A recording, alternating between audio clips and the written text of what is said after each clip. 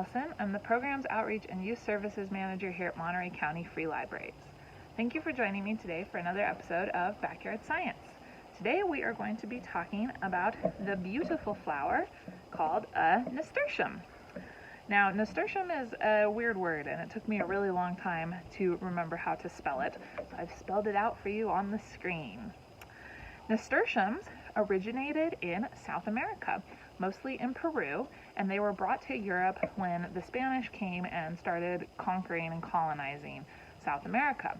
And they grew throughout Europe and became very well known because they are an edible flower. So they have a very long culinary history.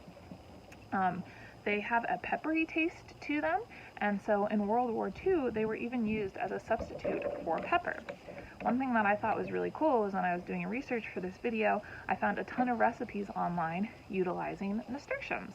Some as simple as just throwing them into a salad. So make sure that you wash them before you give them a bite, but they are edible flowers. They were also pickled and put onto ships going across the ocean to try and prevent scurvy because they have a lot of vitamin C in them.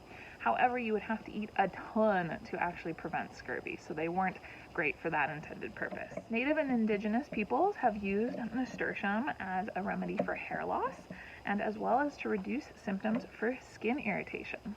One cool thing that I learned was that the word nasturtium comes from two Latin words, one nosus, as in nose, and the other one tortus, which means twisted, and this was because the smell is very pungent and it makes your nose wrinkle up when you sniff it.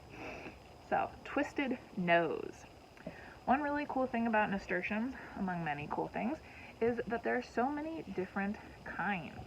So, if you can see, I'm trying to provide a good background so that you can see, this one is a kind of orangey yellow color with this very bright red inside. And this one is just completely orange, so very, very different, but they are the same flower. And then here's another one that's yellow with some reddish brown highlights inside. Nasturtiums are also easily recognizable for their very lily pad reminiscent leaves. These look exactly like lily pads. Nasturtiums are super easy to grow. I have never planted nasturtium seeds in my yard, and they pop up every single year. They are annuals, which means that they come up annually.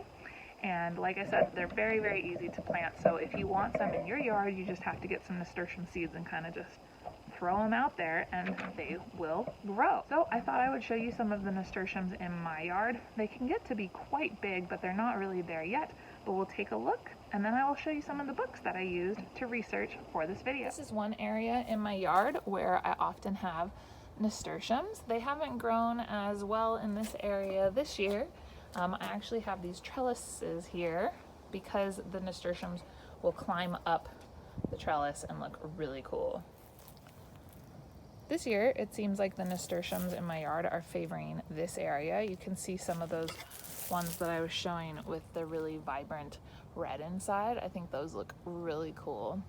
Nasturtiums to me are just really pretty, bright, cheerful flowers, a nice indicator that spring has arrived. Unlike a lot of other flowers, nasturtiums aren't good for bouquets or flower displays because they wilt pretty quickly. So sometimes my mom will make me a bouquet of nasturtiums because they're so prevalent throughout her backyard. She has so many, but that only lasts about a day before they start to get droopy. But they're really fun to look at for that time period.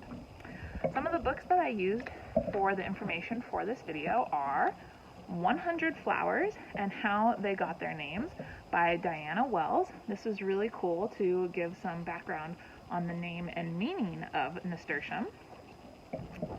I also used this book, Gardening with Heirloom Seeds by Lynn Coulter, and this has a lot of other information about other plants, not just nasturtiums.